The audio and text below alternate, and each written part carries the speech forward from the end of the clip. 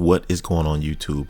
We're here, finally, year 5, season 2, the Puppeteers, the incursions we all wanted. But today, I have an amazing Division 2 build breakdown for you.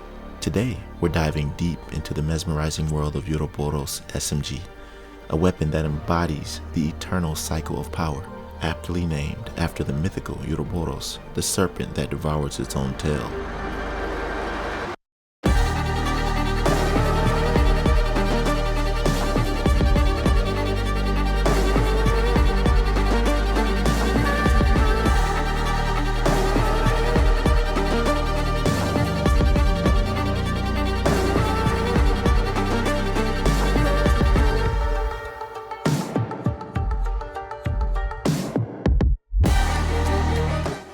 This exotic SMG is about to turn the tables on your enemies in ways you've never imagined. Prepare to enter the realm where rule them all is not just a talent, it's a game-changing philosophy.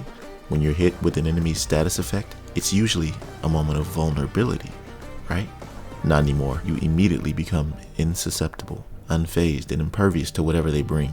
And with the Ouroboros in your hands, it's payback time. In this video, I'll show you how the Ouroboros lets you embrace the enemy's affliction, transform it into your strength, and unleash chaos like never before. This weapon will leave your foes questioning their choices as they find themselves trapped in a relentless cycle of their own making. So ladies and gentlemen, get ready to dive headfirst into the incredible world of Ouroboros, where the circle of power is about to complete itself.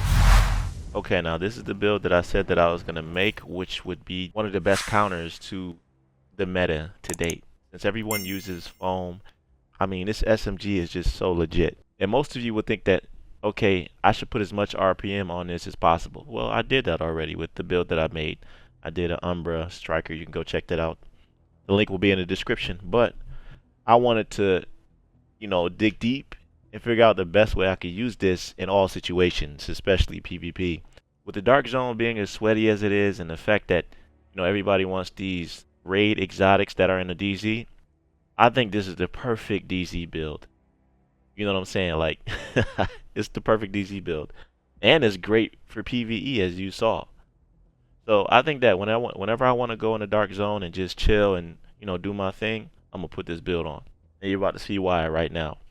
Okay, primary I'm using is the Ouroboros new SMG that came, the latest patch, and this is exclusive to the incursions. There's no other way to get it. It's an exclusive exotic, which I love, because every time a new patch comes out or something, then there's always a weapon on the rewards track. But this one is exclusive to the new activities that we've always wanted, the incursions, and that's how you get it. So rule them all. And at first I thought that when I apply the status effect, then my next magazine would apply that status effect. But it's when the agent has a status effect applied to them. So whenever somebody hits me with a status effect, 50% of the ammo in their magazine, my magazine, the next magazine will apply the same status effect to their targets. So you dishing out what they dish into you. Overall, this weapon is just great. The variant of SMGs is the Vector SBR, which is the hardest hitting one out of the different variants. We have the Dark Winter, and the Dark Winter is great, but it doesn't hit as hard as the SBR. So that's why I'm so glad that they came out with an SMG like this. The mods are crit damage, crit chance, which we don't need on an SMG, rate of fire, and 25% reload speed. This thing is amazing, man. You want damage to targets out of cover on it, you want damage to armor, that's fine. But you're never gonna feel like you're reloading because the reload is so fast and it's just constant damage. And for my secondary, I just got this Tactical Super 90. Just, I like to have an SMG shotgun combo. It's really great when you have versatile with that, because then you get 35% damage once you switch weapons. But I'm using the Ninja Bike backpack, which is allowing me to make this build the way it is. Ninja Bike backpack, as you know, has resourceful, and it gives you one extra brand set whenever you have one. The whole idea I wanted to have with this is that if somebody hits me with a foam, or if somebody hits me with a chem launcher fire starter, or whatever they hit me with, I need to be able to withstand that just enough so that I'm only affected by it for less than a second. You don't need to be completely immune, but you want to have at least like 60 to 70% Hasbro. Matter of fact, let me show you the stats right now. I'm at 51% crit chance, 168 crit damage. Now that could be more easily. All right, that could easily be more, but I'm gonna get to that in a second. Now let me show you my resistances. I have 99.9% pulse resistance. This number is very important, and you're lucky if you have a mod that's 9.9 pulse resistance. Because what this does is that if you have 90% pulse resistance and you slot this into your mask or whatever piece you want to, it's going to give you this number, 99.9% pulse resistance, which when somebody uses a pulse or when somebody tries to identify you on the map, it's going to show on their screen somebody's been pulsed, but they're not going to be able to see me on the map. That's how small of a margin this is. So it's kind of like a mind game for them. But they think that they pulsed somebody, but they didn't, and they'll never see you coming. And it'll also say on your screen that you've been pulsed. But I've tested this out many times. I mean, in this other video, and it works. Make sure you yeah.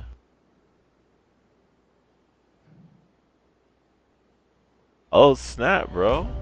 You watched that, didn't you? You can't see me, bro. You gotta. I told you. You gotta pause again. You gotta pause again. Test that too, so we're gonna go ahead and fucking. And theoretically, you won't take that damage. Pulse. Oh, okay. So on pulse with the laser link for a Unpulse. few. That's 90% right there. That's 90% pulse resistance. So while I'm lit up, that's when I take that damage. That's when you're gonna take that amplified damage. 118,000 with crit hit. Pulse. 163. All right, now okay, that's perfect. So now let me put my mod back on so I could be 9.9. Ready? Yeah, I'm not pulsed. 118, bro. 118. That's with the show your weapon. You got the laser link on, right? So this right here has you covered for the pulse resistance, so you won't be spotted in the dark zone. And if you are, you have the hazard protection at 70%. So when they hit you with a foam, or if they hit you with like, a 𝐜𝐴𝐺 or fire starter, and I'm using demolition and specialization, which gives me an extra 20% burn resistance. So I'm at 90 right here, right? And fire is one of the most toxic status effects out there. Everything else is 70%. And that's all you need, because you're going to be affected not even a second. And if you want, you could throw a few more mods in there for ensnare if it's too long for you. That's how I wanted to set this build up, because if you have your stats set up like that, you could literally run into some fire, or get bled purposely, or do something purposely. Like in that mission that I was just running, whenever I would blow up a barrel, or one of those suicide bombers would run at me, I would just let them run at me because I wanted to get affected by their status. And you see the indication on your screen that the next magazine gives you that fire, and you're not affected by it. So you want to be formidable enough to get affected by it and also be able to dish out the damage, which is why I have a 2-piece yaw, and with the ninja bike it gives me the 3-piece, so I can access the 40% pulse resistance, which is what we need. Every specialization gives you 50% pulse resistance by default. So if you have a 3-piece yaw, you're gonna have 90% pulse resistance, and you just need to slot in this mod right here, whatever mod you have, to complete it, so you can be completely immune from pulse. If you got a 10%, that's fine, but I like my 9.9. I got lucky with that, right? The chest piece I have is unbreakable. The Ouroboros already hits really hard, especially with the RPMs, and it hits really hard, so you don't really have to have a damage talent on here. This is more for survivability, especially when you get foamed or when you get hit with a status effect. You want to be able to withstand that, so that once they're done with it, it's over for them, right? So unbreakable is perfect for this. For the stats, I made sure I rolled critical hit damage and hazard protection. And I forgot to tell you, the mask is the Hollow Man, which is something that I love because I don't need the crit chance. The health damage is here for the named attribute, and critical hit damage. You don't need crit chance on an SMG. You're already at over 50 without anything, so you're good to go there. Of course, I needed to have the SMG damage with 𝐒, and for the 2-piece it gives me crit damage. I mean, this build is just like beautiful, man. When I was putting this together, I'm like, yeah, man, yeah, this is the one. This is the one, man. I mean, I don't know. Let me just finish.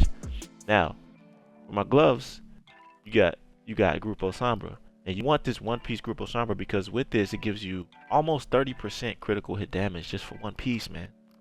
So you want to stack as much critical hit damage on here as possible. And if you can, roll hazard protection. This is how all of my rolls are. Has Pro, crit damage. Has Pro, crit damage. Same here with the 𝐒𝐨𝐲 Viroba knee pads. And the 2-piece gives me 10% hazard protection. And, you know, unfortunately, this is 10% crit chance. But, I mean, you know, it's all good. It's all good. Now, this is a pure DPS build. And the reason why this is so good is because it's just solid in general. There's nothing really flashy about it. You have defense, you have damage, you have survivability. And that's all you need. And with this weapon, it's just like, it does really great damage, but it's talent. It just has you covered in a way that no other weapon has you covered. It's like, okay, you want to hit me with some fire, I'm hit you right back, right? When you don't have to do nothing but withstand it, and it'll just be in your next magazine. Man, this is a great build. Now, for my skills, you don't want nothing extravagant because this is a DPS build, so you want the skills that are going to give the lowest cooldown. This EMP Sticky Bomb has a 27-second cooldown. You know how good this skill is in PvP. When you hit those dudes with the shield, they get staggered and the shield falls out their hand. I mean, how could you go wrong with this, right? And then you have the decoy, which makes you even more inconspicuous in the dark zone. I mean, mind games galore. Nobody's gonna ever know what's happening with you, man. And the thing is with the decoy is that whenever anybody shoots it, they get pulsed. I mean, you could, you know, have spotter on here, but I'm sorry, I just rather the survivability. Anybody who goes against me that doesn't have unbreakable, I mean, I'll automatically have an advantage over them. But either way, in PvP, you gotta keep your wits about you. You gotta use your skills. You know what I'm saying? But this is the build I was telling you about that I was gonna put together. It didn't take me that long actually because I'm already in this realm of thinking when it comes to PvP. Like when the meta came with the pulse, I had to figure out a way to make pulse resistance builds. And now with these skill builds and all of that, you have to be like 3 tiers below the guy in order to jam their skills. So that means people are gonna have these skills and you're not gonna just be able to run a DPS build like I have it, right? Because I only have 1 skill tier. I'm not gonna be able to jam anybody's stuff. So I just have to rely on my skill and what the Ouroboros does when these guys hit me with their overpower skills, which they're not gonna hurt me with. It's just gonna hinder me a little bit until I get back on my feet.